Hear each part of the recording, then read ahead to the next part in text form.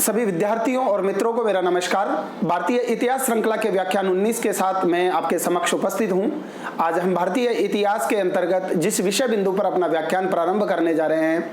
उस विषय बिंदु का शीर्षक है अंग्रेजों की सिंध विजय 1843, उचित या अनुचित। अंग्रेजों की सिंध विजय से संबंधित इस व्याख्यान में हम निम्नलिखित बिंदुओं के माध्यम से पूरी प्रक्रिया को समझेंगे। इस व्याख्यान के अंतर्गत जिस बिंदुओं पर हमारा फोकस रहेगा उसमें सबसे पहले हमारी बात होगी सिंध राज्य के संक्षिप्त इतिहास की। दूसरे नंबर पर हमारी बात होगी कंपनी या मैं कहूं अंग्रेजों और सिंध के अमीरों के बीच के संबंध की 1800 से 1839 ईस्वी के कालावधि में। तीसरे बिंदु के अंतर्गत हम बात करेंगे सिंध का कंपनी के लिए क्या महत्व था। चौथे बिंदु के अंतर्गत हमारी बात होगी सिंध के खिलाफ कंपनी की महत्वाकांक्षा या सिंध और कंपनी का जो राजनीतिक जो गतिविधियां हैं 1839 से 1842 ईस्वी के दौरान जो हुई उनकी पड़ताल हम इस व्याख्यान के माध्यम से करेंगे। पांचवें बिंदु के अंतर्गत हमारी बात होगी अधिकरण की प्रक्रिया। 1843 ईस्वी में जो सिंध का जो अधिकरण किया गया वो तात्कालिक किन परिस्थितियों की देन था जिसके कारण से अंग्रेजी ईस्ट इंडिया कंपनी को सिंध का अधिग्रहण करना पड़ा। छठे बिंदु के अंतर्गत हमारी बात होगी सिंध विजय के मूल्यांकन से संबंधित और सातवें बिंदु के अंतर्गत हम बात करेंगे परीक्षा उपयोगी प्रश्नों की। इसी के साथ आज का हमारा जो ये व्याख्यान है इन 7 बिंदुओं पर केंद्रित रहेगा और आज का हमारा व्याख्यान यहीं से प्रारंभ होता है। सबसे पहले हम बात करेंगे सिंध राज्य के संक्षिप्त इतिहास की। अगर हम मैप से इस सिंध राज्य की वर्तमान स्थिति को अगर हम देखना चाहें, अगर वर्तमान के संदर्भ में अगर आपको नक्शे पर कहीं सिंध राज्य जो दिखाई देता है वो मैं आपकी जानकारी के लिए बता दूं कि वर्तमान में जो सिंध राज्य है जो पाकिस्तान का एक प्रांत है और अरब सागर और या कहूँ कच्छ के रण के से इसकी सीमा लगती है और एक महत्वपूर्ण जो कराची शहर है वो वर्तमान में सिंध प्रांत का ही हिस्सा है। इस सिंध प्रांत की जो अन्य जो सीमाएं हैं वो अफगानिस्तान से भी लगती हैं और ये सिंध जो राज्य था वो 18वीं सदी में यहाँ पर सिंध राज्य पर कन्नौरा सरदार है उनका शासन था। तो अगर हम इसके बैकग्राउंड में जाकर के बात करें तो 18वीं सदी में सिंध पर कन्नौरा सरदार है वो शासन किया करते थे, लेकिन 1770 ईस्वी के दशक में सिंध की राजनीतिक स्थिति में एक महत्वपूर्ण परिवर्तन देखने को मिलता है और वो महत्वपूर्ण परिवर्तन ये होता है कि 1771 ईस्वी में तलपुरों की एक बलूच जाति पहाड़ियों से उतरकर सिंध के मैदानी भागों में प्रवेश कर जाती है। वो धीरे धीरे यहाँ पर सिंध के मैदानी भागों में अपने प्रभाव का विस्तार करना, अपना प्रभाव बढ़ाने लग जाती है और उनका नेतृत्व उस समय किया जाता है फतेह अली खान के द्वारा। जब फतेह अली खान पर्याप्त शक्ति अर्जित कर लेते हैं तो 1783 ईस्वी में कन्नौरा सरदारों को एक संक्षिप्त लड़ाई में पराजित करके फतेह अली खान के द्वारा सिंध पर कब्जा कर लिया जाता है 1783 ईस्वी में। इस 1783 ईस्वी के बाद से बलूच जाति के सरदारों का जिसका नेतृत्व फतेह अली खान कर रहे थे सिंध पर एक नए दौर के शासन की शुरुआत होती है। लेकिन एक और बात है वो आप लोगों के लिए ध्यान रखने की है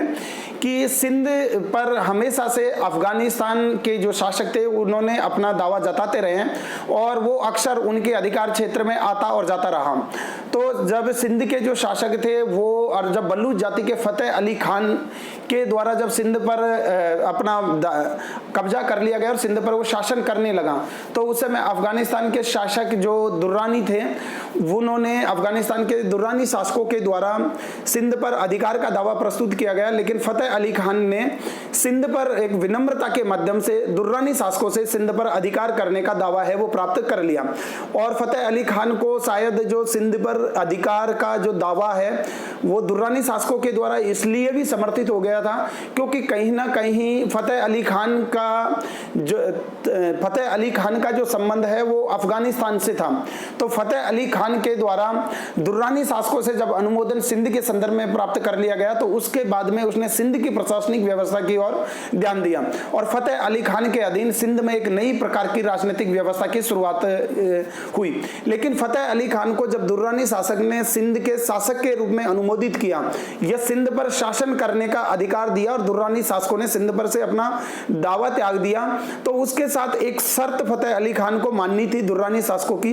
वो शर्त ये थी कि फतेह अली खान को अपने जो साम्राज्य का जो बंटवारा है अपने भाइयों के बीच में करना होगा। उसके 4 भाई थे, वो 4 भाई 4 यार के नाम से जाने जाते थे, यानी 4 भाइयों के बीच में उसको अपने साम्राज्य का विभाजन करना होगा, सिंध की सत्ता का विभाजन करना होगा। तो जो ये फतेह अली खान के जो 4 भाई थे वो 4 यार के नाम से जाना जाता है। 1783 से 1800 ईस्वी तक तो फतेह अली खान का सिंध पर निर्विवाद रूप से शासन रहता है और उसके 4 भाइयों ने एक प्रकार से उसके शासन व्यवस्था में फतेह अली खान का भरपूर सहयोग दिया। लेकिन 1800 ईस्वी में जब उसका निधन हो जाता है फतेह अली खान का, तो उसके पश्चात 4 भाइयों के बीच में समझौते के अनुसार सत्ता का विभाजन हो जाता है और ये 4 भाइयों ने अपने को अलग अलग, इनमें से एक भाई का सिंध पर, एक भाई का सिंध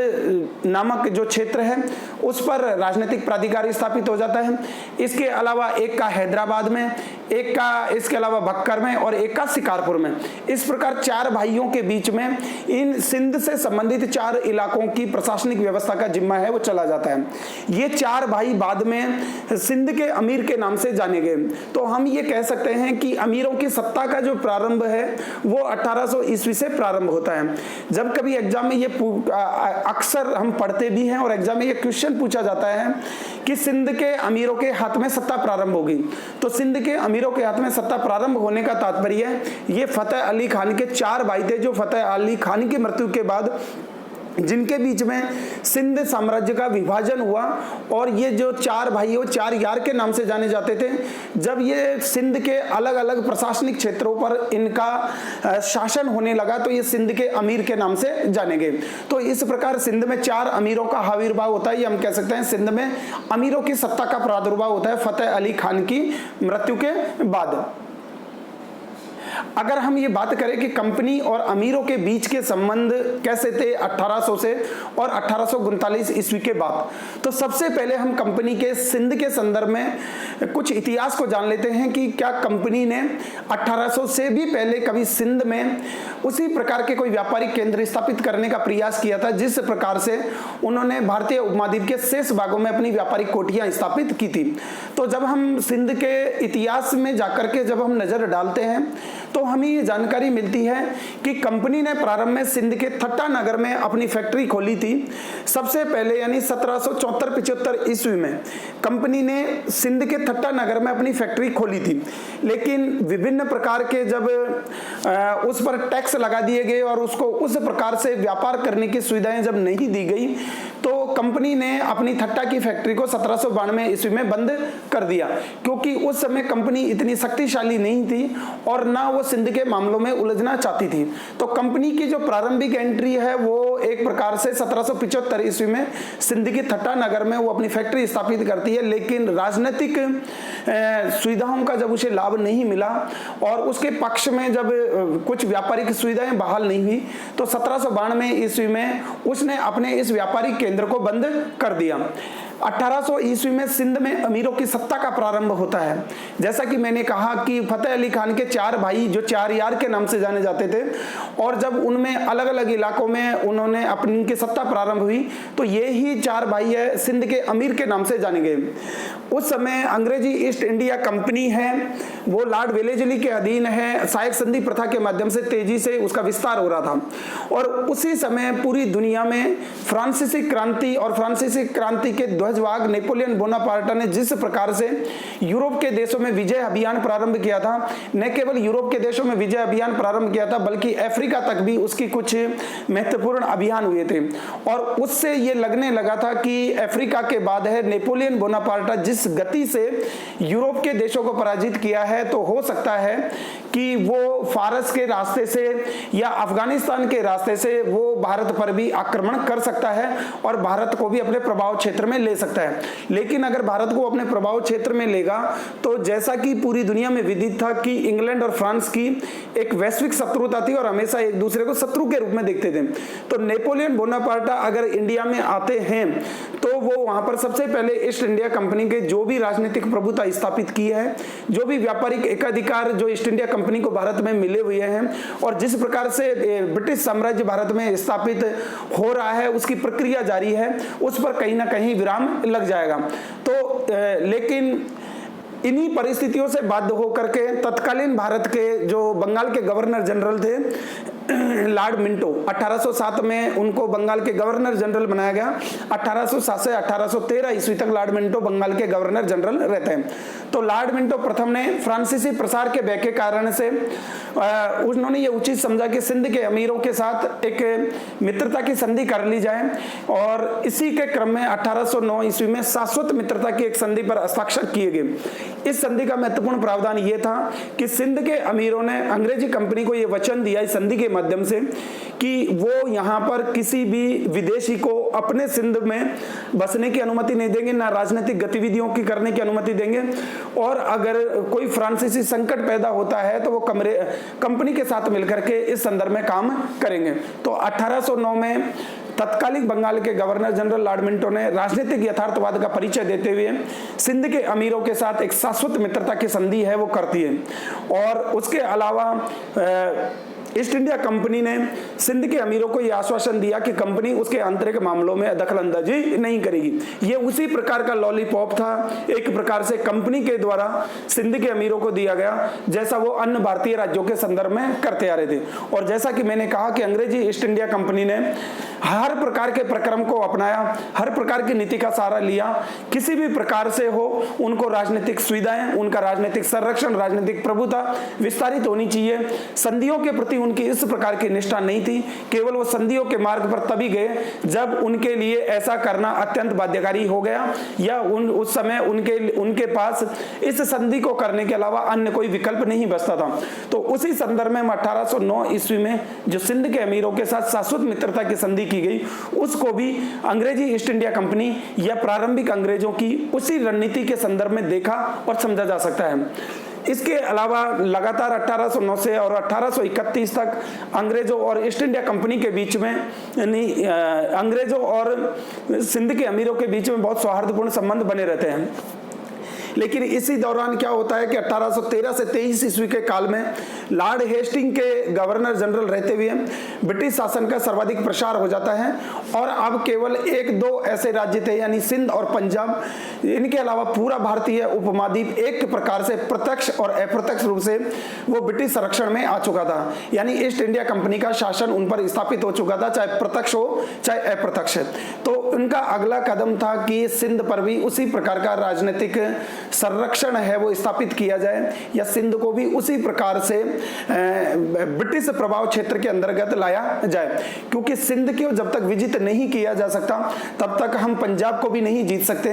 तो इस समय अंग्रेजी ईस्ट इंडिया कंपनी के सामने केवल दो ही ऐसे राज्य रह गए थे जिनको जीतना सहज था, एक था सिंध और दूसरा था पंजाब। तो 1830 ईस्वी के दशक से अंग्रेजी ईस्ट इंडिया कंपनी के प्रयास और रणनीतियां सिंध पर अपना प्रभाव स्थापित करने की दिशा में निरंतर रूप से सक्रियता के साथ जारी होने लग जाती है। इसकी शुरुआत 1831 ईस्वी में होती है जब पहली बार जार अलेक्जेंडर बर्ड्स को लॉर्ड एलन बरो उस समय बोर्ड ऑफ कंट्रोल के अध्यक्ष थे। तो लॉर्ड एलन बरो ने 1831 में लॉर्ड अलेक्जेंडर बर्न्स को सिंधु नदी की यात्रा के लिए भेजा, क्योंकि उस समय सिंध के अमीरों की अनुमति के बगैर किसी को भी सिंधु नदी में एक स्थान से दूसरे स्थान पर ज्यादा आने जाने की अनुमति नहीं थी। लेकिन 1809 ईस्वी की उस मित्रता की संधि का उल्लंघन करते हुए पहली बार लॉर्ड अलेक्जेंडर बर्न्स को सिंधु नदी की यात्रा के लिए भेजा गया और उन्होंने सिंधु नदी की सफलतापूर्वक यात्रा की। इससे सिंध के लोगों में रोष व्याप्त हो गया और जब लॉर्ड अलेक्जेंडर बर्न्स की नावों को जाते हुए एक अफगानी उस समय एक युवक ने देखा तो उसके मुंह से एक आहा निकल गया और उसने कहा कि अब सिंध चला गया। अर्थात वो उस प्रक्रिया की शुरुआत हो गई जहां पर सिंध की स्वतंत्रता कुछ समय के बाद पूरी तरह से समाप्त हो जाएगी, क्योंकि अंग्रेजी ईस्ट इंडिया कंपनी ने जिस प्रकार से भारतीय उपमहाद्वीप के अन्य राज्यों को जीता है वो उसी दिशा में उसी रणनीति के साथ अब यहां पर प्रवेश करने लगे हैं। 1831 में लॉर्ड अलेक्जेंडर बर्न्स से उस प्रक्रिया की शुरुआत है वो हो चुकी थी। इसका अगला कदम था 1832 ईस्वी। 1832 ईस्वी में तत्कालीन बंगाल के गवर्नर जनरल और बाद में बने भारत के प्रथम गवर्नर जनरल विलियम बेंटिंक ने कर्नल पोर्टिगर को सिंध के अमीरों के साथ एक संधि प्रस्ताव के साथ भेजा, क्योंकि अंग्रेजी ईस्ट इंडिया कंपनी ये जानती थी कि सिंध के माध्यम से सिंधु नदी के द्वारा बेहतर तरीके से व्यापार किया जा सकता है और सिंध में अंग्रेजी सामान है उसको खपाया जा सकता है, लेकिन व्यापार से ज्यादा उनका सामरिक उद्देश्य था। वो उसकी शुरुआत व्यापारिक सुविधाओं के बहाल करने के नाम से करना चाहते थे। तो इसी उद्देश्य के साथ विलियम बेंटिंक ने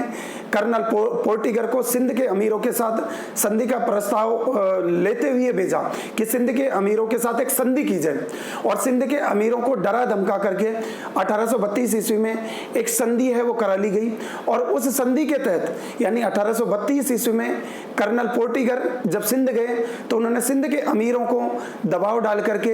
एक संधि के प्रस्ताव में बंधने के लिए तैयार कर लिया। और उस संधि की महत्वपूर्ण जो बात थी वो ये थी 1832 ईस्वी की संधि की कि सिंध की नदियों और सड़कों को ईस्ट इंडिया कंपनी के व्यापारियों के लिए खोल दिया गया। इसके अलावा अगर इस 1832 के संधि के दूसरे प्रस्ताव की बात करूं तो उसमें यह था कि केवल उस समय सिंध की सड़कों और नदियों को व्यापार के लिए खोला गया था। कोई भी जो ब्रिटिश है वहां पर बस नहीं सकता था, कोई जमीन है वो नहीं खरीद सकता था। इसके अलावा उसमें ये भी कहा गया था कि कंपनी है वो सिंध के आंतरिक मामलों में कोई दखलंदाजी नहीं करेगी और उसकी निष्ठा 1809 ईस्वी के संधि के साथ बंधी हुई है। जैसा कि अंग्रेज ईस्ट इंडिया कंपनी हर राज्य के साथ संधि करते समय ये आश्वासन देती आई है, क्योंकि जब उसकी स्थिति कमजोर होती या उसको एक बार एंट्री मिल जाए उसके बाद में संधियों के प्रति उसकी कोई निष्ठा नहीं रहती थी। इसके अलावा अगर 1832 के संधि के प्रावधानों की बात करूं तो एक और ये चीज थी कि जो कच्छ में जो समुद्री डाकुओं के द्वारा ईस्ट इंडिया कंपनी के सामान को लूट लिया जाता था, उसके संदर्भ में भी ये कहा गया कि उस पर सिंध के अमीरों का प्रभाव है, तो सिंध के अमीर और जोधपुर के राजा मिलकर के कच्छ के डाकुओं का दमन करेंगे। तो 1832 की एक संधि थी जिसने पहली बार अंग्रेजी ईस्ट इंडिया कंपनी को सिंध में व्यापारिक सुविधाएं हैं वो बहाल कर दी। और उसमें यह भी कहा गया कि सिंधु नदी के मार्ग का यूज कर सकते हैं केवल व्यापारिक सुविधाओं के लिए, न तो सेना भेज सकते हैं, न सामरिक उद्देश्यों के लिए उसकी पूर्ति कर इस्तेमाल किया जा सकता है, न सैनिकों को एक स्थान से दूसरे स्थान पर इस नदी मार्ग के माध्यम से भेजा जा सकता है। तो 1832 की संधि अपनी प्रकृति में देखने में तो एक व्यापारिक संधि थी, लेकिन इसके बहुत बड़े निहित उद्देश्य और इसके निहित महत्वाकांक्षा इसके अंदर छिपी हुई थी। इसके बाद में 1832 ईस्वी की संधि को ही आगे बढ़ाते हुए 1834 ईस्वी में फिर सिंध के अमीरों पर दबाव डाल करके एक पूरक संधि की गई। और इस पूरक संधि के साथ पहली बार सिंध में एक पॉलिटिकल एजेंट है उसकी नियुक्ति की व्यवस्था की गई, अर्थात अंग्रेजों का एक पॉलिटिकल एजेंट है वो सिंध में रहेगा। और सिंध में रहेगा इसलिए सबसे पहले जो सिंध का पॉलिटिकल एजेंट बनाया गया वो बनाया गया था कर्नल पोर्टिगर को। अर्थात सिंध को जब वो 1834 ईस्वी की संधि के तहत एक प्रकार से सहायक संधि जैसी व्यवस्था थी जिसमें सिंध के अमीर को संधि के प्रस्ताव में बांध लिया गया। और यहां कहा गया कि जब कभी भविष्य में अगर आपका कोई संकट आता है तो ईस्ट इंडिया कंपनी आपकी मदद करेगी। तो इस प्रकार से सिंध में धीरे धीरे करके लगातार क्रमिक रूप से अंग्रेजी ईस्ट इंडिया कंपनी का प्रभाव और हस्तक्षेप है वो बढ़ता जा रहा था। इसके बाद का जो घटनाक्रम होता है वो इसी समय एक और बात होती है कि रणजीत सिंह है कर्नल विलियम बेंटिंक को यह प्रस्ताव देते हैं कि हम दोनों मिलकर के सिंध पर आक्रमण कर देते हैं और सिंध को जीतने के बाद में इसको हम आपस में बांट लेंगे। लेकिन विलियम बेंटिंक है वो कभी भी ये नहीं चाहता था कि सिंध पर रणजीत सिंह का प्रभाव बढ़े या सिंध में से रणजीत सिंह को किसी भी प्रकार की दावेदारी मिले। तो उस समय विलियम बेंटिंक ने सिंध पर रणजीत सिंह के आक्रमण करने का जो प्रस्ताव था उसको अस्वीकार कर दिया। और स्वयं के स्तर पर विलियम बेंटिंक ने वो प्रयास किया कि सिर्फ सिंध पर अंग्रेज ईस्ट इंडिया कंपनी का प्रभाव स्थापित होना चाहिए। और इसकी जो शुरुआत है 1832 ईस्वी की संधि और 1834 ईस्वी की संधि के माध्यम से की गई। बाद में 1838 ईस्वी में एक और त्रिपक्षीय समझौता होता है। लेकिन ये त्रिपक्षीय समझौता अफगान के शासक शाह शुजा, रणजीत सिंह और अंग्रेजी ईस्ट इंडिया कंपनी के बीच में होता है। इन तीनों ने मिलकर के सिंध के संदर्भ में वो एक निर्णय करते हैं, एक समझौते पर सहमत होते हैं। इसमें शाह शुजा ने सिंध पर से अपने सभी प्रकार के अधिकार और दावे हैं उसका परित्याग कर दिया। बदले में कंपनी की तरफ से शाह शुजा को कुछ राशि है वो मुआवजे के रूप में मिलनी थी। दूसरी तरफ रणजीत सिंह को यह कहा गया कि अगर सिंध और रणजीत सिंह के बीच क्षेत्रों की दावेदारी को लेकर के कोई विवाद होता है तो उसमें कंपनी की मध्यस्थता से ही मामले का हल किया जाएगा। तो इस प्रकार से इस 1838 ईस्वी की त्रिपक्षीय समझौते से कंपनी ने स्वयं को सिंध के संदर्भ में एक निर्णायक पंच की भूमिका में स्थापित कर दिया। अर्थात रणजीत सिंह है वो बगैर पूछे सिंध के अमीरों के साथ ना तो मैत्री कर सकता है, ना उनके क्षेत्रों पर अधिकार का दावा जता सकता है, और अफगान के शासक शाह शुजा को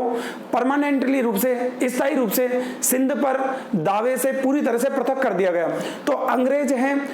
वो एक प्रकार से सिंध के अमीरों पर एक निर्णायक पंच की भूमिका में स्थापित हो जाते हैं 1838 ईस्वी के त्रिपक्षीय समझौते से।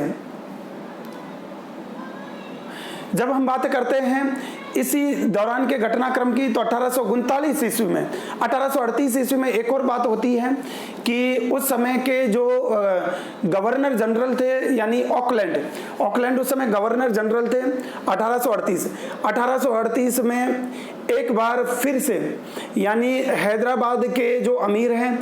उसके साथ एक संधि का प्रस्ताव किया जाता है और हैदराबाद के अमीर की सुरक्षा का वचन है वो अंग्रेजी ईस्ट इंडिया कंपनी लेती है और हैदराबाद में भी अंग्रेजी पॉलिटिकल एजेंट है उसकी नियुक्ति कर दी जाती है। 1839 ईस्वी में फिर एक सहायक संधि की जाती है नई प्रकार की, जिसको वास्तव में सहायक संधि नाम दिया गया, और इसमें शिकारपुर और बक्कर में भी ब्रिटिश एजेंट रखने को शामिल कर लिया जाता है और बदले में सिंध को 3 लाख रुपए वार्षिक चुकाना था अपनी सुरक्षा के बदले। तो इस प्रकार सिंध के जो चारों अमीर हैं यानी सबसे पहले 1834 ईस्वी की संधि से सिंध को में पॉलिटिकल रेजिडेंट की नियुक्ति की गई। 1838 की संधि से हैदराबाद में पॉलिटिकल एजेंट की नियुक्ति की गई और 1839 की संधि सहायक संधि से शिकारपुर और बक्कर का भी जो संरक्षण और सुरक्षा की जिम्मेदारी है वो ब्रिटिश ईस्ट इंडिया कंपनी के द्वारा ले ली जाती है और ब्रिटिश रेजिडेंट को हर प्रकार के प्रशासनिक अधिकार है वो एक प्रकार से दे दिए जाते हैं। हालांकि जब संधि की गई थी तो उनमें यह कहा गया था कि संबंधित अमीर के क्षेत्र में ईस्ट इंडिया कंपनी है उसके आंतरिक मामलों में दखलंदाजी नहीं करेगी, लेकिन यह सहायक संधि का एक सिर्फ लॉलीपॉप था और हमेशा जिस किसी भी ब्रिटिश पॉलिटिकल एजेंट को संबंधित राज्य में नियुक्त किया गया हमेशा उसने संबंधित राज्य की आंतरिक स्वायत्तता, स्वतंत्रता, राजनीतिक नियुक्तियों और प्रशासनिक व्यवस्थाओं में सीधा सीधा हस्तक्षेप किया और पॉलिटिकल एजेंट ने उस भूमिका का निर्माण किया जिसके आधार पर सहायक संधि स्वीकार करने वाली कोई भी शक्ति हो उसको एक न एक दिन अंग्रेजी ईस्ट इंडिया कंपनी के द्वारा निगल लिया जाना था। अर्थात उसका पूरी तरह से अधिग्रहण करना केवल समय के ऊपर छोड़ दिया जाता था और उसका अधिग्रहण होना बिल्कुल निश्चित था और ऐसा अक्सर अंग्रेजी ईस्ट इंडिया कंपनी ने किया। अगर हम देखें कि 1831 के बाद में और 1839 ईस्वी के बाद में और 1809 की भी जो सिंध के अमीरों के साथ अलग अलग प्रकार की जो संधियां की गई थी उन कभी संधियों की शर्तों से अमीरों ने कभी विचलन नहीं किया। उन्होंने ये अंग्रेजी ईस्ट इंडिया कंपनी के खिलाफ कोई षड्यंत्र नहीं किया, अंग्रेजी ईस्ट इंडिया कंपनी के परे जाकर के किसी विदेशी शक्ति से कोई संपर्क स्थापित नहीं किया। जब अंग्रेजी ईस्ट इंडिया कंपनी ने जैसा कहा उन्होंने उनके अनुसार काम किया।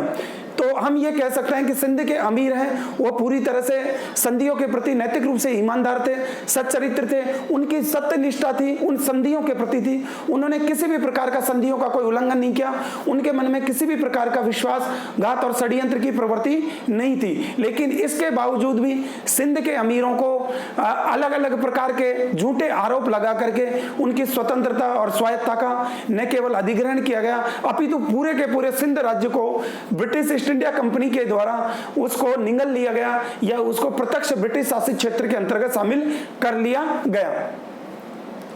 अब अगर हम देखें कि सिंध का कंपनी के लिए महत्व क्या था या कंपनी क्यों उतावली हो रही थी, तो हमने पूर्ववर्ती जो कुछ बिंदुओं में इसकी चर्चा की हुई है। तो अगर हम देखें कंपनी के लिए क्या महत्व था, तो सबसे पहले उसका सामरिक और व्यापारिक महत्व था,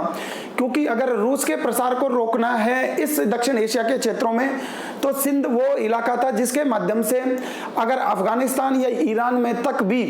अगर अफगानिस्तान और ईरान तक भी अगर रूस का प्रभाव बढ़ जाता है, तो सिंध के माध्यम से, सिंध को बेस बना करके अंग्रेज हैं वो रूस के खिलाफ एक निर्णायक लड़ाई लड़ सकते हैं, या रूसी अभियान को सिंध के माध्यम से रोका जा सकता है। तो एक प्रकार से सिंध का सामरिक महत्व था। और सिंध के जो नदी मार्ग के माध्यम से भविष्य में जब आवश्यकता पड़े तो पंजाब में जो सिक्कों की गतिविधियों पर भी नियंत्रण लगाया जा सकता है, या सिक्कों के भी अधिग्रहण की पृष्ठभूमि वो तैयार की जा सकती है। तो सिंध का कंपनी के लिए सामरिक महत्व भी था और व्यापारिक महत्व था। इसके अलावा रूसी प्रसार के अवरोध के लिए सिंध एक महत्वपूर्ण भूमिका निभा सकता था। इसलिए सिंध की और कंपनी ने ललचाई भरी निगाहों से देखा, महत्वाकांक्षी दृष्टि से देखा, और उनके मन मस्तिष्क में ये बात बैठ गई थी कि सिंध का अंतिम रूप से ईस्ट इंडिया कंपनी के पक्ष में अधिग्रहण किया जाना आवश्यक है, और उन्होंने इसी दिशा में प्रयास भी किए। अब हम 1839 से और 1842 ईस्वी के घटनाक्रम को समझ लेते हैं कि सिंध के अमीरों, यानी सिंध में अमीरों की राजनीतिक गतिविधियां किस दिशा में मोड़ लेती हैं, और इसी दौरान अंग्रेजी ईस्ट इंडिया कंपनी की सिंध के प्रति रणनीति में किस प्रकार का परिवर्तन क्या देखने को मिलता है, या उन्होंने जो 1831 ईस्वी जिस प्रक्रिया की शुरुआत की थी उसी को तीव्रता या वेग प्रदान किया, इसी की हम पड़ताल इस बिंदु के अंतर्गत करने जा रहे हैं। तो हमने देखा कि दबाव डालकर 1839 ईस्वी में सहायक संधि की गई, और ज्यादातर चारों के चारों अमीर है उनको सहायक संधि के दायरे के माध्यम से वहां पर ब्रिटिश पॉलिटिकल एजेंट है उसकी नियुक्ति कर दी जाती है, और वहां पर उन अमीरों को जो सेना है उनको भंग कर दी जाती है, और उनकी सुरक्षा का आश्वासन है वो अंग्रेजी ईस्ट इंडिया कंपनी ले लेती है। अंग्रेजी ईस्ट इंडिया कंपनी कहने को तो अमीरों के आंतरिक प्रशासन के मामलों में कोई दखल नहीं देती, लेकिन व्यवहारिक रूप से कभी इसका पालन नहीं किया गया। इसी समय एक दूसरा घटनाक्रम अंग्रेजी ईस्ट इंडिया कंपनी के संदर्भ में 1839 और 42 के दौरान एक और होता है कि लॉर्ड ऑकलैंड के समय में प्रथम अफगान युद्ध जो कि 1839 से 42 ईस्वी में हुआ था, और प्रथम अफगान युद्ध इसलिए हुआ था ताकि अफगानिस्तान को जीत करके रूसी जो प्रसार के भय को हमेशा के लिए समाप्त कर दिया जाए। लेकिन यहाँ पर लॉर्ड ऑकलैंड ने बगैर परिस्थितियों का मूल्यांकन किए हुए, बगैर पूरी तैयारी के, और अफगान ने जो योद्धा थे अफगान सैनिकों को कमतर आंकते हुए उनके खिलाफ युद्ध की शुरुआत की, और इसका परिणाम अंग्रेजी ईस्ट इंडिया कंपनी के लिए बिल्कुल विपरीत रहा। उनको पराजय का न केवल सामना करना पड़ा बल्कि उनको भयंकर रूप से अपमानित भी होने पड़ा। और ये जो अफगानिस्तान की जो पराजय थी, इस अफगानिस्तान की पराजय ने ही सिंध के अधिग्रहण की प्रक्रिया को तीव्रता प्रदान की, अर्थात अफगानिस्तान में जो पराजय मिल चुकी थी अंग्रेजी ईस्ट इंडिया कंपनी को, उस अंग्रेजी ईस्ट इंडिया कंपनी को उस पराजय जो मिली थी उस पराजय का मूल्य चुकाने के लिए उन्होंने सिंध को बलि का बकरा बनाया। अर्थात उनका यह कहना था कि अगर हम सिंध को जीत लेंगे तो अंग्रेज जो अफगानिस्तान में हमें जो पराजय मिली है उसका कोई मूल्य, कोई महत्व नहीं रह जाएगा, और हम अफगान युद्ध के माध्यम से जिन उद्देश्य और लक्ष्यों को हासिल नहीं कर सके, अगर सिंध हमारे अधिकार क्षेत्र में आता है तो हम उसी प्रकार के उद्देश्य और लक्ष्यों को सिंध के माध्यम से हासिल कर लेंगे। तो सिंध के अधिग्रहण के माध्यम से वो अपने अहम को संतुष्ट करना चाहते थे। इसके अलावा एक और अंग्रेजी ईस्ट इंडिया कंपनी के भारतीय प्रशासन के संदर्भ में और सिंध की प्रशासनिक व्यवस्था के संदर्भ में एक और महत्वपूर्ण परिवर्तन है वो देखने को मिलता है कि 1842 ईस्वी में लॉर्ड ऑकलैंड के स्थान पर लॉर्ड एनलबरो है वो गवर्नर जनरल के रूप में भारत आते हैं, और इसी प्रकार सितंबर 1842 में आउटरम के स्थान पर सर चार्ल्स नेपियर को सिंध का रेजिडेंट बना दिया जाता है, और सर चार्ल्स नेपियर को उत्तरी सिंध और पश्चिम जो दक्षिणी सिंध अर्थात प्रकार से पूरे सिंध राज्य की सेना का कमान है वो सौंप दी जाती है। चार्ल्स नेपियर अपनी प्रकृति में वो साम्राज्यवादी था और वो हर प्रकार के विश्वासघात, कपट रखने में, षड्यंत्र करने में माहिर था। उस जैसा कोई भी कपटी और विश्वासघाती अंग्रेजी समकालीन गवर्नर जनरलों में या कमांडरों में कोई नहीं था। तो सर चार्ल्स नेपियर का ने जब जैसे ही वो सिंध का रेजिडेंट नियुक्त हुआ तो उसने ये कहा भी था कि अगर मैं 10-12 साल में भारत का गवर्नर जनरल बन जाऊं तो 10-12 साल के अंदर पूरी की पूरी जो भारतीय रियासतों की स्वतंत्रता है वो पूरी तरह से समाप्त कर दूंगा। अर्थात एक भी भारतीय रियासत है वो स्वतंत्र नहीं रहेगी, वो पूरी तरह से ब्रिटिश दास्ता के अधीन है, वो आ जाएगी। तो ऐसे थे सर चार्ल्स नेपियर, जो अत्यंत कपटी प्रकृति के थे, षड्यंत्रकारी प्रकृति के थे, किसी भी प्रकार के संधि और समझौते की शर्तों को मानने में विश्वास बिल्कुल भी नहीं करते थे। और जब उनको सिंध का रेजिडेंट नियुक्त किया गया तो उन्होंने पहले से यह तय कर लिया था कि ये निकेन प्रकारण हो, चाहे सिंध के अमीरों ने अपनी संधियों के प्रति कितनी ही सदास्यता बरती हो, मुझे हर हालत में इस सिंध का अधिग्रहण है वो करना है। और उसने सर चार्ल्स नेपियर ने उसी प्रकार के बाहिनी की तलाश की, उसी प्रकार की परिस्थितियों को जन्म दिया और उसी प्रकार के आगे बढ़कर उत्तेजक कार्रवाइयां की ताकि सिंध के अमीर हैं उस सर चार्ल्स नेपियर की गतिविधियों का कोई जवाब दे और सर चार्ल्स नेपियर उसको आधार बनाकर सिंध के अमीरों को पूरी तरह से युद्ध में पराजित करके सिंध का ब्रिटिश साम्राज्य के अंतर्गत अधिग्रहण कर लें। तो अधिग्रहण की प्रक्रिया को ही हम समझ रहे हैं, जो अधिग्रहण 1843 ईस्वी में किया गया उसमें लॉर्ड एलनबरो और नेपियर है, दोनों की कपटपूर्ण सोच थी और नीति थी। कपटपूर्ण सोच और नीति के वो बड़े प्रबल समर्थक थे। उनके अंदर किसी भी प्रकार की नैतिकता या सदास्यता या संधियों के प्रति ईमानदारी की भावना नहीं थी और इसलिए सिंध का अधिग्रहण वो उनके लिए करना इसलिए भी आवश्यक हो गया था क्योंकि सिंध का जो तात्कालिक अधिग्रहण के लिए जो पृष्ठभूमि तैयार की वो अफगानिस्तान में मिली, अफगान युद्ध में मिली अंग्रेजी ईस्ट इंडिया कंपनी की पराजय को दी। अंग्रेजी ईस्ट इंडिया कंपनी की वहां पराजय होगी, उनका बहुत सारा अपमान हो चुका था, तो उसने अपनी उस पराजय का बदला लेने के लिए सिंध का अधिग्रहण करने की सोची ताकि इसके माध्यम से अपने अहम को संतुष्ट किया जा सके। तो अमीरों पर इसके लिए जो अमीरों पर उल्टे बेचारे अमीरों पर जिन्होंने सिंध के वो अमीर जिन्होंने हमेशा अंग्रेजी ईस्ट इंडिया कंपनी ने जो भी संधि शर्तें और समझौते उनके साथ किए थे उनकी अक्षरश पालना की थी। प्रथम अफगान युद्ध में जो उनको अंग्रेजी ईस्ट इंडिया कंपनी को जो पराजय मिली, जो हार मिली, उसका दोषारोपण उन्होंने अमीरों पर किया। वो कहने लगे कि अमीरों ने मिलकर के अफगानों के साथ षड्यंत्र किया है, अंग्रेजी ईस्ट इंडिया की कंपनी के विपरीत जाकर के उन्होंने अफगान लोगों की मदद की है। इसके कारण से इस सिंध के अमीरों की कपटपूर्ण नीतियों के कारण से, इनके धोखे और विश्वासघात के कारण से हमें है वो अफगान युद्ध में पराजय मिली है और अफगान युद्ध में पराजय मिली है, इसकी कीमत इन सिंध के अमीरों को चुकानी पड़ेगी। इसकी कीमत सिंध राज्य को हम मिलाकर के ही रहेंगे। जबकि सिंध के अमीरों ने किसी भी स्तर पर जाकर के अंग्रेजी ईस्ट इंडिया कंपनी की शांति संधि और शर्तों और समझौते की शर्तों का उल्लंघन नहीं किया था, लेकिन अंग्रेजी ईस्ट इंडिया कंपनी है उसको ये इनके प्रकारण है वो अपने जो आक्रामक जो आगामी गतिविधि है जो उसको संपादित करनी थी उसका थोड़ा बहुत है अन्य ब्रिटिश अधिकारियों की नजरों में आधार है वो स्थापित करना था और इसके लिए उन्होंने अमीरों पर दोषारोपण किया। जो अंग्रेजी ईस्ट इंडिया कंपनी के सिंध में जो अधिकारी थे उन्होंने जो कहा उसको ही शेष भारत के ब्रिटिश अधिकारियों ने उसको मान लिया। तो बहाने की तलाश जारी थी और उसी प्रकार से अमीरों पर दोषारोपण किए जाने लगे। लेकिन इसी समय एक सबसे महत्वपूर्ण बहाना यह मिल गया कि जो खैरपुर के उत्तराधिकारी के लिए एक संघर्ष हुआ और इस संघर्ष ने उस प्रक्रिया को शुरुआत किया जिसने सिंध के अधिग्रहण की प्रक्रिया को संपादित किया।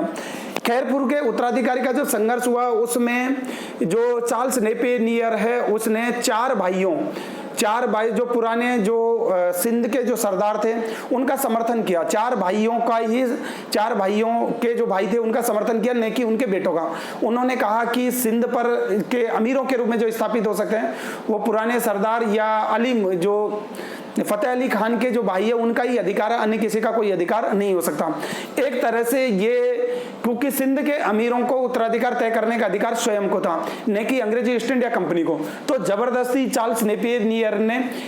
खैरपुर के उत्तराधिकारी के लिए जो विवाद पैदा हुआ उसमें जबरदस्ती उसने एक प्रकार से आंतरिक हस्तक्षेप कर दिया। नेपियर ने पुराने सरदार मीर रुस्तम के भाई अली मुराद का समर्थन इसमें कर दिया क्योंकि जबकि उसके बेटे का समर्थन नहीं किया। तो उस समय एक और चीज होती है कि सिंध में 1843 ईस्वी में शिकारपुर के अमीर रुस्तम और हैदराबाद के अमीर के साथ भी इसका विवाद शुरू होता था चार्ल्स नेपियर का। चार्ल्स नेपियर को सिर्फ बहाने की तलाश थी, वो कोई ऐसे मुद्दे नहीं थे जिनके कारण से कोई विवाद होता, लेकिन छोटी छोटी बातों को उछालना था चार्ल्स नेपियर को, क्योंकि चार्ल्स नेपियर को हर हालत में सिंध का अधिग्रहण करना था। तो उन्होंने जबरदस्ती सिंध के अमीरों पर दोषारोपण करते हैं, या शिकारपुर और हैदराबाद के अमीर है उसके उत्तराधिकारी के जो दावे थे उनमें से जो वैध उत्तराधिकारी का जो दावा था उसको अस्वीकार कर देते हैं और अनुचित उत्तराधिकारी के दावे उसको समर्थन देते हैं जबरदस्ती, जबकि सिंध के अमीरों को अपने उत्तराधिकारी तय करने का अधिकार स्वयं को था। उसमें अंग्रेजी ईस्ट इंडिया कंपनी की किसी भी प्रकार की दखलंदाजी नहीं होनी थी। लेकिन जब अंग्रेजी ईस्ट इंडिया कंपनी के चार्ल्स नेपियर ने उसमें दखलंदाजी की तो अमीर हैं वो भी, उनमें एक जबरदस्त प्रतिक्रिया हुई, और जबरदस्त प्रतिक्रिया हुई तो सारे अमीरों ने आपस में एकजुट होकर के सिंध को बचाने के लिए एक अंतिम प्रयास करने का निश्चय हुआ। नेपियर को जब ऐसे लगा कि वो सिंध के अमीर है वो आपस में एकजुट हो रहे हैं, तो नेपियर ने शुरुआत में यानी जनवरी 1843 के करीब ही उन्होंने आगे से जैसे कि सैनिक कार्रवाई करते हुए इमामगढ़ के दुर्ग पर नेपियर के द्वारा अधिकार कर लिया जाता है। तो इससे पूरे जो सिंध राज्य में जो बलूच लोग थे उन्होंने विद्रोह कर दिया और नेपियर को कुछ समय के लिए भागना पड़ता है और भाग करके वो एक जहाज में शरण लेते हैं। लेकिन नेपियर कुछ समय के बाद में वापस पलटवार करते हैं और 1843 ईस्वी में 1843 ईस्वी फरवरी में नेपियर ने, जब उनको लगा कि सारे सिंध में ईस्ट इंडिया कंपनी के खिलाफ विद्रोह होने लग गए हैं, तो नेपियर जिस बाहिनी की तलाश में था चार्ल्स नेपियर को वो बाहिना मिल चुका था, अर्थात सिंध राज्य ने अंग्रेजी ईस्ट इंडिया कंपनी के खिलाफ बगावत कर दी है, विद्रोह कर दिया है, इसलिए इनको सबक सिखाना जरूरी है और सिंध की ज्यादा समय तक स्वतंत्र बनाए रखना या सिंध के अमीरों का संरक्षण की व्यवस्था को स्वीकार करना अंग्रेजी ईस्ट इंडिया कंपनी के स्थायित्व और सुरक्षा के लिए खतरा पैदा कर देगी। तो फरवरी में इसी को आधार बनाकर नेपियर ने आक्रामक अभियान चलाकर बलूचियों को पहले तो सबसे पहले मियाना में फरवरी में परास्त किया और मार्च में दाबो नामक स्थान पर पराजित किया। तो हम कह सकते हैं कि फरवरी में मियाना की लड़ाई हुई और मार्च में दाबो की लड़ाई हुई, जिसमें नेपियर ने बलूचियों को पूरी तरह से परास्त कर दिया। अब जब इस प्रकार की जब बलूचियों की नेपियर के हाथों है निर्णायक पराजय हो गई तो अमीरों ने एक एक कर से नेपियर के सामने ईस्ट इंडिया कंपनी के समक्ष आत्मसमर्पण कर दिया। अगस्त 1843 ईस्वी तक सिंध है वो ब्रिटिश साम्राज्य में पूरी तरह से मिला लिया गया और सभी अमीरों को बंदी बना करके उनको देश से निकाला दे दिया गया। तो जो छल कपट की और षड्यंत्र की जबरदस्ती दोषारोपण करने की जो जिस नीति की शुरुआत सिंध के अधिग्रहण के लिए की गई थी अगस्त 1843 ईस्वी में, उसका अंतिम रूप से समापन हो जाता है जब सिंध का ईस्ट इंडिया कंपनी के साम्राज्य में अधिग्रहण कर लिया जाता है। जब हम बात करते हैं कि सिंध विजय के मूल्यांकन की सिंध विजय उचित थी या अनुचित, तो अगर हम नेपियर के शब्दों में कहें यानी चार्ल्स नेपियर के शब्दों में, जो चार्ल्स नेपियर है जिसने स्वयं तो जो चार्ल्स नेपियर जो कि स्वयं सिंध की विजय का मेन सूत्रधार था, जिसने वो हर प्रकार का तरीका अपनाया, हर प्रकार का दोषारोपण किया, हर प्रकार के मामले में टांग डालना, हर प्रकार के उनके आंतरिक मामलों में हस्तक्षेप करना, जिसने स्थिति को चला करके सिंध के अधिग्रहण के लिए तैयार किया। तो स्वयं उस चार्ल्स नेपियर ने अपनी डायरी में सिंध की विजय के बारे में जब मूल्यांकन करते हुए लिखा तो उन्होंने कहा कि हमें सिंध को हथियाने का कोई अधिकार नहीं है, फिर भी हम ऐसा करेंगे और उन्होंने ऐसा किया क्योंकि ऐसा करना लाभप्रद, उपयोगी और मानवोचित नीच कार्य होगा। जब चार्ल्स नेपियर स्वयं इसको एक नीच कार्य मान रहे हैं लेकिन फिर भी चार्ल्स नेपियर ने सिंध का अधिग्रहण किया, तो अगर अंग्रेजों की नजर में इसके अलावा लंदन टाइम्स ने भी इसको सर्वत्र सड़ा हुआ एक विजय बताई। उसने ये कहा कि एक ऐसी विजय है जिससे चारों तरफ ब्रिटिश साम्राज्य के गौरवपूर्ण इतिहास में एक बदबू व्याप्त हो गई है। तो लंदन टाइम्स का सर्वत्र सड़ा हुआ जो ये वक्तव्य है वो भी सिंध विजय के अनुचित होने पर नैतिकता की दृष्टि से वो गलत थी, इसको पूरी तरह से साबित करता है। अगर मैं बात करूं कि बॉम्बे टाइम्स ने उस समय क्या लिखा इस सिंध विजय के बारे में, तो उन्होंने कहा कि हमें दुख है कि वह व्यक्ति है, यह व्यक्ति कौन है, अंग्रेज है। ये बॉम्बे टाइम्स किसके संदर्भ में कह रही है? बॉम्बे टाइम्स कह रही है चार्ल्स नेपियर। चार्ल्स नेपियर और लॉर्ड एलनबरो दोनों व्यक्तियों को कटघरे में खड़ा कर दिया गया और ब्रिटेन की जो लंदन में जो सरकार थी, ब्रिटिश संसद में इस सिंध विजय की घोर आलोचना हुई। लेकिन घोर आलोचना करना अलग बात है, सभी ने उसके इस जो सिंध का जिस प्रकार से अधिग्रहण किया गया, सिंध पर जिस प्रकार से दोषारोपण किया गया, सिंध के अमीरों को जिस प्रकार से सत्ता से बेदखल किया गया, सिंध के अमीरों के विश्वास को परे जाकर के जिस प्रकार से ईस्ट इंडिया कंपनी के Charles Napier, Lord Auckland, Lord Ellenborough ने जो षड्यंत्र रचा, उसकी सर्वत्र ब्रिटिश अधिकारियों के द्वारा निंदा की गई। लेकिन लंदन में बैठी हुई ब्रिटिश सरकार ने भी, ब्रिटिश संसद ने भी, ब्रिटिश क्राउन ने भी, ईस्ट इंडिया कंपनी के भारतीय अधिकारियों ने, किसी ने भी इस सिंध विजय के, जब उन्होंने स्वयं मान लिया था कि ये बहुत घृणित कार्य है, ये नीचता का कार्य है और हमें ऐसा नहीं करना चाहिए था, लेकिन इसके बावजूद भी उन्होंने सिंध को मुक्त नहीं किया और सिंध को ईस्ट इंडिया कंपनी के भारतीय साम्राज्य में मिला लिया। तो सिंध विजय के अगर मूल्यांकन करें तो किसी भी प्रकार से वो नैतिकता का कार्य नहीं था, वो नीच कार्य था, वो घृणित कार्य था, वो एक प्रकार से कपट की, छल की और षड्यंत्र की पराकाष्ठा का सूचक था। तो सिंध विजय का मूल्यांकन हम ये इस संदर्भ में कर सकते हैं कि सिंध विजय पूरी तरह से अनुचित थी, नैतिकता के मूल्यों पर एक प्रकार से प्रश्न चिन्ह थी सिंध की विजय। अब हम बात कर लेते हैं इस टॉपिक से संबंधित कुछ परीक्षा उपयोगी प्रश्नों की। जब हम परीक्षा उपयोगी प्रश्नों की बात करते हैं तो सबसे पहले कि सिंध में जो 4 यार के नाम से कौन जाने जाते थे, सिंध के अमीरों और ईस्ट इंडिया कंपनी की भी शाश्वत मित्रता की संधि कब हुई, सिंधु नदी के मार्ग की खोज किसने की, अलेक्जेंडर बर्न्स ने की, पोर्टिगर कौन था, पोर्टिगर का संबंध किससे था, इसके अलावा सर चार्ल्स नेपियर, और सिंध के जो 4 अमीरों के साथ अलग अलग जो सहायक संधियां की गई थी वो किस किस साल की गई, 1834, 38 और 39। और इसके अलावा हम ये कहें कि त्रिपक्षीय समझौता कब हुआ, जब सिंध का अधिग्रहण हुआ उस समय भारत का गवर्नर जनरल कौन था, और इसके अलावा उस समय सिंध का पॉलिटिकल रेजिडेंट कौन था, और सिंध का जो किस व्यक्ति के दिमाग की उपज थी कि सिंध का विजय किया जाए, सिंध विजय को किस अंतरराष्ट्रीय घटना के परिप्रेक्ष्य में हम देख सकते हैं, और प्रथम अफगान युद्ध है वो किस समय हुआ जिसके कारण से सिंध विजय की प्रक्रिया को बल मिला या सिंध के अधिग्रहण करने के काम में तेजी आई। तो इससे संबंधित परीक्षा उपयोगी प्रश्न है, एग्जाम में अक्सर पूछे जाते रहे हैं, और इससे संबंधित एग्जाम में इससे संबंधित संकल्पनात्मक और तथ्यात्मक प्रश्न है वो आ सकते हैं। इसी के साथ आज का हमारा जो सिंध कि अंग्रेजों की जो सिंध विजय या सिंध का अधिग्रहण से संबंधित ये व्याख्यान है यहीं पर समाप्त होता है। कल फिर एक नए व्याख्यान के साथ हम फिर से आपके समक्ष फिर से उपस्थित होऊंगा। तब तक के लिए आप सभी का बहुत बहुत धन्यवाद। जय हिंद।